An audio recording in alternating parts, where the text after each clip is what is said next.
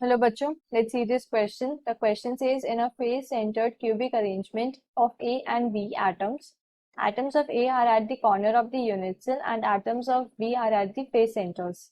One of the A atom is missing from one corner in unit cell. The simplest formula of compound is, and the options are A7B3, AB3, A7B24 and A7/8B3. So key concept of this question is की concept क्या है यहाँ पर finding the correct formula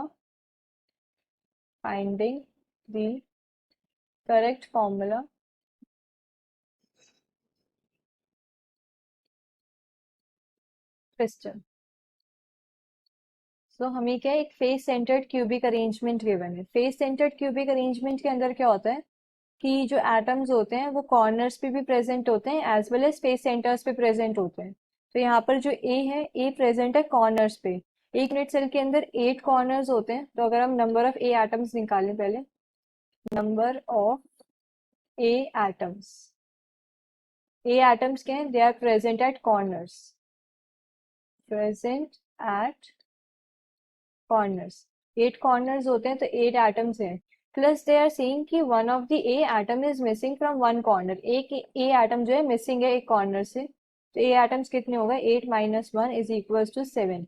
7 A atoms है हमारे पास। And एक atom का, कॉर्नर एटम का जो कॉन्ट्रीब्यूशन होता है वो होता है 1/8, बिकॉज एक कॉर्नर एटम जो है वो 8 यूनिट सेल्स के अंदर शेयर्ड होता है। तो कॉन्ट्रीब्यूशन इज 1/8।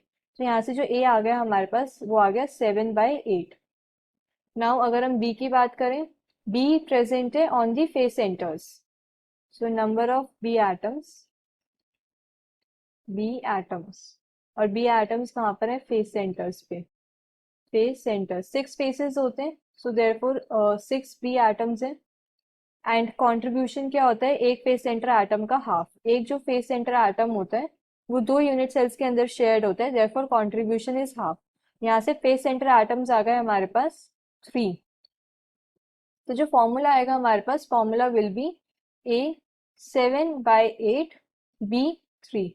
बट जो फॉर्मूला है हम ऐसे इंटीजर फॉर्म में रिपोर्ट करते हैं, नॉट इन फ्रैक्शनल फॉर्म। तो इसको हम क्या करेंगे, 8 से मल्टीप्लाई कर देंगे। we will multiply it by 8 and this will also get multiplied by 8। तो यहाँ से जो फॉर्मूला आएगा that will be A7B24। this will be the final answer। the final answer will be option 3, A7B24। hope you understood this well। best of luck।